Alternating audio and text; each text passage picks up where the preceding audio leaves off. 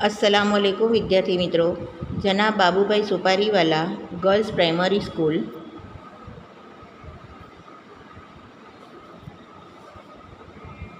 आज तारीख 12/4/2021 सोमवार धोरण 6 विषय गणित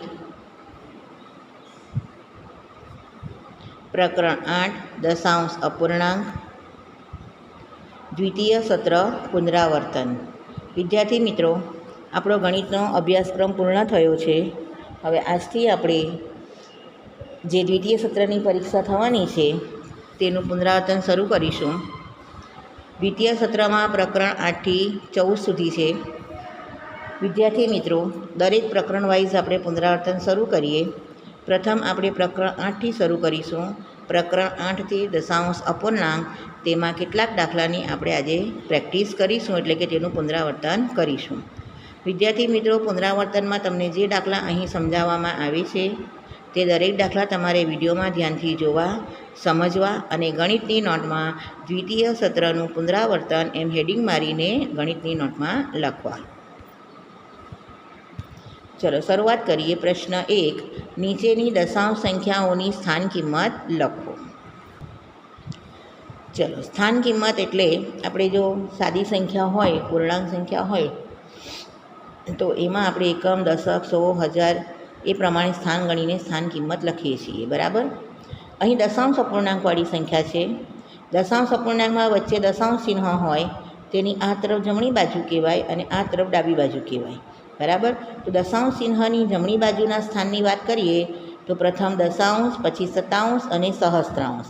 એટલે કે એક સંખ્યા હોય, દશાંશ ચિહ્ન પછી એક અંક હોય, એટલે કે એક સ્થાન હોય તો એને દશાંશ કહેવાય, બે સ્થાન હોય તો શતાંશ કહેવાય અને ત્રણ સ્થાન હોય તો સહસ્ત્રાંશ। જ્યારે દશાંશ ચિહ્નની આગળ એટલે કે ડાબી બાજુએ પ્રથમ સ્થાન એકમ, પછી દશક અને પછી 100, બરાબર। તો અહીં આપણે 19.4 એટલે કે 19.4 દશાંશ આ સંખ્યા છે, તો એની સ્થાન કિંમત કેટલી થશે? તો પહેલાં આપણે સ્થાન પ્રમાણે એનો વિસ્તાર સ્વરૂપે રૂપ આપીએ, એટલે કે વિસ્તૃત સ્વરૂપ લખીએ અને પછી તેની સ્થાન કિંમત લખીએ। તો પહેલાં છે, જુઓ, દશાંશ ચિહ્નની આગળ 9 એ એકમના સ્થાનમાં છે ને 1 એ દશકના સ્થાનમાં છે, એટલે લખાશે પહેલાં 1ની સ્થાન કિંમતને વિસ્તૃત સ્વરૂપે 1 × 10, કારણ કે 1 એ દશકના સ્થાનમાં છે, એટલે 1 × 10 વત્તા 9 એકમના સ્થાનમાં એટલે 9 × 1 વત્તા 4 એ દશાંશના સ્થાનમાં છે, એટલે લખાય 4 × 1 દશાંશ, બરાબર। તો હવે એની સ્થાન કિંમત કેટલી થશે? તો 1ની સ્થાન કિંમત 1 × 10 એટલે કે 10 એકા 10, 9ની સ્થાન કિંમત 9 એકા 9 અને 4ની સ્થાન કિંમત થશે 4 દશાંશ। 4 દશાંશ એટલે કે 4 એકા 4 અને છેદમાં 10, બરાબર। એટલે 1ની સ્થાન કિંમત 10, 9ની સ્થાન કિંમત 9 અને 4ની સ્થાન કિંમત 4 દશાંશ। ચલો બીજી સંખ્યા લઈએ। 0.3 દશાંશ। પૂર્ણાંક સંખ્યામાં છે 0, એટલે કે એકમના સ્થાનમાં છે 0 અને દશાંશ ચિહ્ન પછી દશાંશના સ્થાનમાં છે 3, એટલે આપણે તેને વિસ્તૃત સ્વરૂપે પ્રથમ લખીશું કે 0 × 1 વત્તા 3 × 1 છેદમાં 10, એટલે કે 3 × 1 દશાંશ। એટલે એની સ્થાન કિંમત થશે 0ની સ્થાન કિંમત 0, કારણ કે કોઈ પણ સંખ્યાને 0 વડે ગુણો, જવાબ હંમેશા 0 આવે, એટલે કે 0 × 1 બરાબર 0, એટલે કે 0ની સ્થાન કિંમત 0 અને 3ની સ્થાન કિંમત 3 દશાંશ। 3 દશાંશ એટલે કે 3 એકા 3 અને છેદમાં 10, એટલે કે 3 દશાંશ, બરાબર। ચલો એના પછીની સંખ્યા લઈએ। રકમ છે 10.6 દશાંશ। 10.6 એમાં તમે જોઈ શકો છો કે 0 એ એકમના સ્થાનમાં, 1 એ દશકના સ્થાનમાં અને 6 એ દશાંશના સ્થાનમાં છે, એટલે 1નું વિસ્તૃત સ્વરૂપ થશે 1 × 10 વત્તા 0 એ એકમના સ્થાનમાં છે, એટલે કે 0 × 1 વત્તા 6 દશાંશના સ્થાનમાં છે, એટલે કે 6 × 1 દશાંશ। એ પ્રમાણે તેની સ્થાન કિંમત થશે 1ની સ્થાન કિંમત 10 એકા 10, 0ની સ્થાન કિંમત 0 અને 6ની સ્થાન કિંમત થશે 6 એકા 6 અને છેદમાં 10, એટલે 6 દશાંશ, બરાબર। ચલો એના પછી ચોથી સંખ્યા 205.9 205.9 એકમના સ્થાનમાં 5, દશકના સ્થાનમાં 0, સોના સ્થાનમાં 2 અને દશાંશના સ્થાનમાં 9 છે. બરાબર.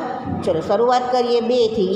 તો 2 એ 100ના સ્થાનમાં છે એટલે તેને લખાશે 2 વત્તા 0 દશકના સ્થાનમાં છે એટલે લખાશે 0 ગુણ્યા 10 વત્તા 5 એ એકમના સ્થાનમાં છે એટલે કે 5 ગુણ્યા 1 વત્તા 9 એ દશાંશના સ્થાનમાં છે એટલે કે 9 ગુણ્યા 1 દશાંશ. હવે એની સ્થાન કિંમત જોઈએ તો 2ની સ્થાન કિંમત 2 ગુણ્યા 100 એટલે 200, 0ની સ્થાન કિંમત 0 ગુણ્યા 10 એટલે કે 0, 5ની સ્થાન કિંમત 5 ગુણ્યા 1 એટલે 5 એકા 5 અને 9ની સ્થાન કિંમત 9 એકા 9 ને છેદમાં 10 એટલે કે 9 દશાંશ. ચલો આગળ પ્રશ્ન 2. નીચેના દરેકને દશાંશ સ્વરૂપે લખો. એટલે કે અહીં જે સંખ્યા આપી છે તેને દશાંશ અપૂર્ણાંક સ્વરૂપે લખવાની છે. બરાબર. શબ્દમાં આપેલી છે તેને પહેલાં સાદા પૂર્ણાંકમાં લખીશું અને પછી દશાંશ અપૂર્ણાંકમાં લખીશું. પહેલી સંખ્યા છે 7 દશાંશ.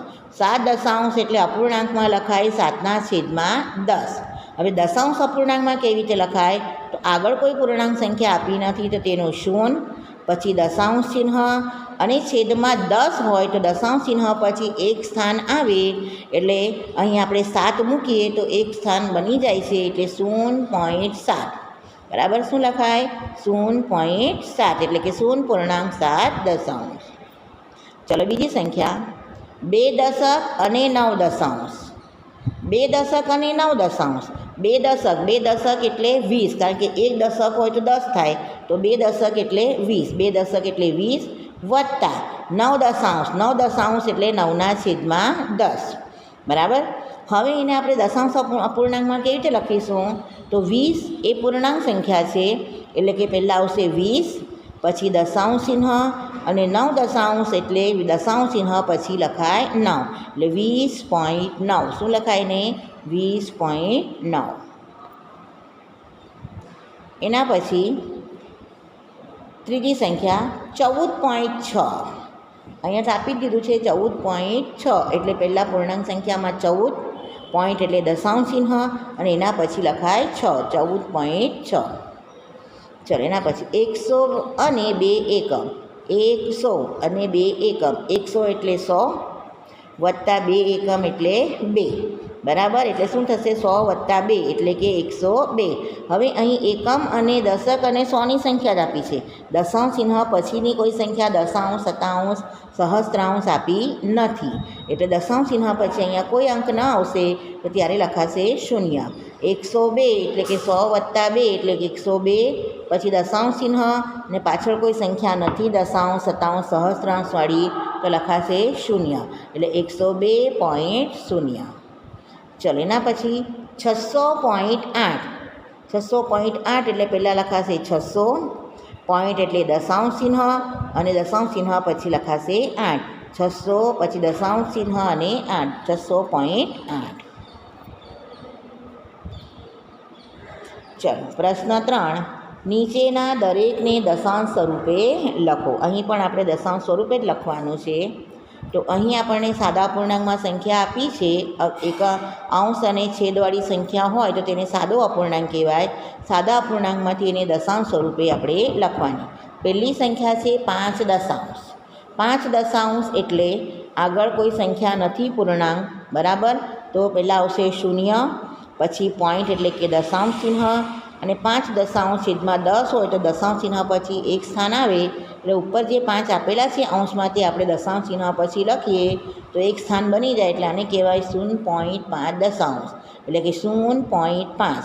5 દશાંશને કેવી રીતે લખાય? 0.5. ચાલો બીજી સંખ્યા 70 વત્તા 8 દશાંશ. 70.8 દશાંશ એટલે આગળ પૂર્ણાંક સંખ્યામાં આવશે 70, પછી દશાંશ ચિહ્ન ને પછી 8 દશાંશ એટલે દશાંશ ચિહ્ન પછી લખાશે 8 એટલે 70.8. શું લખાય એને? 70.8. ચલો ત્રીજી સંખ્યા 3 વત્તા 7 દશાંશ. એટલે પૂર્ણાંક સંખ્યા 3, 3 પૂર્ણાંક 7 દશાંશ, એટલે એને લખાશે પહેલાં આગળ 3, પછી દશાંશ ચિહ્ન અને પછી 7 દશાંશ, એટલે કે દશાંશ ચિહ્ન પછી લખાય 7, એટલે લખાશે આને 3.7. શું લખાય? 3.7. આગળ સંખ્યા છે 200 + 60 + 5 + 1 દશાંશ. અહીંયા એકમમાં 5, દશકમાં 60 એટલે 6, 100ના સ્થાનમાં 200 એટલે 2, એટલે દશાંશ ચિહ્ન પછી આગળ 3 સ્થાન આવશે ને પછી દશાંશ ચિહ્ન પછી 1 દશાંશ, એટલે કે લખાશે 1, એટલે એને લખાય 200 + 60 + 5, એટલે કે 265. 265 પછી દશાંશ પછી 1 દશાંશ, એટલે દશાંશ ચિહ્ન પછી 1, એટલે 265.1. શું લખાય? 265.1. ચલો અહીંયા છે 88ના છેદમાં 10, એટલે કે 88 દશાંશ. એટલે હવે છેદમાં 10 હોય તો આપણને ખબર છે કે દશાંશ ચિહ્ન પછી 1 સ્થાન આવે, એટલે અહીં આપણે દશાંશ ચિહ્ન મૂકીશું 8 અને 8ની વચ્ચે, એટલે આને લખાશે 8.8. શું લખાય? 8.8. ચલો એના પછીની સંખ્યા છે 4.2 દશાંશ. 4.2 દશાંશ એટલે પૂર્ણાંક સંખ્યા છે 4, પછી વચ્ચે આવશે દશાંશ ચિહ્ન અને એના પછી લખાશે 2, એટલે કે 4.2. શું લખાય? 4.2. બરાબર. ચલો વિદ્યાર્થી મિત્રો, અહીં આપણે દશાંશ અપૂર્ણાંકના પ્રકરણથી પુનરાવર્તનના દાખલાની શરૂઆત કરી. અહીં મેં તમને 3 પ્રકારના દાખલાને રિવિઝન કરાવ્યું. તે 3 દાખલા તમારે ગણિતની નોટમાં ધ્યાનથી લખવાના રહેશે. Thank you.